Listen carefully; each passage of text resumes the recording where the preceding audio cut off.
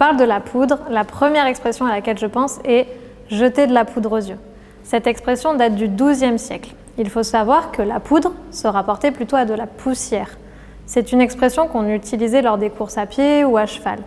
Elle fait référence à la poussière que soulevait celui qui était en tête des courses. Vue sous cet angle, on se rend compte qu'elle n'avait pas une connotation négative à l'époque.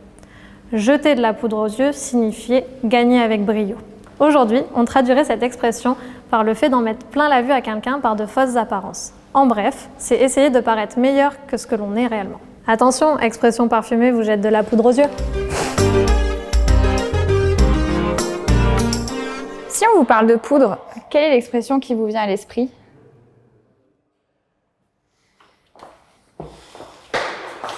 Ah, ils ont pris la poudre d'escampette. Explication. Escampette vient de l'ancien verbe escamper, qui lui-même provient de l'italien scampare, qui dans un registre familier signifiait décamper, prendre la fuite, partir sans dire adieu. La légende militaire raconte que les artilleurs se plaçaient devant les troupes à pied et pour assurer la sécurité des soldats, les réserves de poudre étaient disposées à l'arrière et les hommes étaient chargés de transporter les poudres vers l'avant. Mais lors d'une bataille, quand l'ennemi gagnait du terrain et s'approchait, ces porteurs de poudre allaient donc à la poudrière, mais ne revenaient pas à l'avant du front. Ils décampaient. Une autre hypothèse plus imagée, la poudre ferait référence à la poussière qu'un fuyard soulève derrière lui en courant pour s'échapper. Nous, on a choisi tenir sa poudre sèche. Donc pourquoi? Parce que c'est un côté un petit peu historique en fait. Cette expression, elle vient d'Olivier Cromwell, qui était Lord Protecteur en fait d'Angleterre au XVIIe siècle, et qui, dans ses actions et dans ses parcours de guerre, a mené ses équipes parfois dans des contrées où il fallait traverser des rivières, des fleuves. Et donc à chaque fois qu'il traversait, il leur disait, c'était un homme très pieux, il leur disait croyez en Dieu les gars, et puis tenez votre poudre sèche. C'était rapport à la poudre à canon, puisqu'en fait c'était une période assez chargé en guerre à cette époque-là, avant le Commonwealth.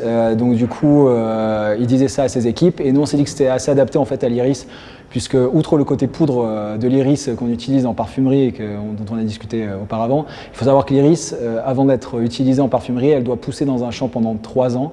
Elle doit survivre ces 3 ans-là, donc ce qui n'est pas toujours évident. Et puis après, on doit l'utiliser, c'est-à-dire la récolter, utiliser le rhizome, potentiellement donc l'éplucher ou le tailler, et puis en fait le faire sécher dans des entrepôts, dans des sacs en toile de jute pendant 3 ans.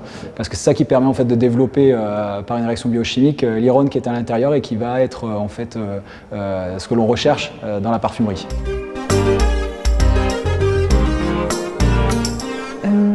Si on vous parle de poudre, quelle est la première expression qui vous vient à l'esprit?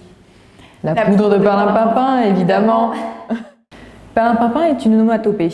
Elle peut être assemblée pour son allitération semblable à une formule magique comme abracadabra. Par définition, elle apparaît comme un remède miracle imaginaire. En parfumerie, la poudre de perlimpinpin peut s'apparenter à un ingrédient magique qui laisse libre cours à l'imagination et la créativité d'un parfumeur. Ainsi, un parfumeur peut choisir des territoires olfactifs différents, soit plus fantaisistes, soit plus mystérieux, ou encore plus conceptuels pour la représentation d'un parfum.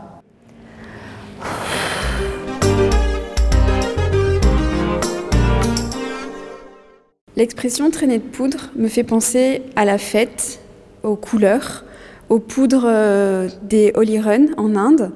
Et olfactivement, ça me fait penser à des notes très pétillantes, les notes des agrumes en fait, qui sont très volatiles. Pour moi, l'expression « traînée de poudre » me fait penser à un souvenir, quelque chose qui est passé mais qui reste en tête.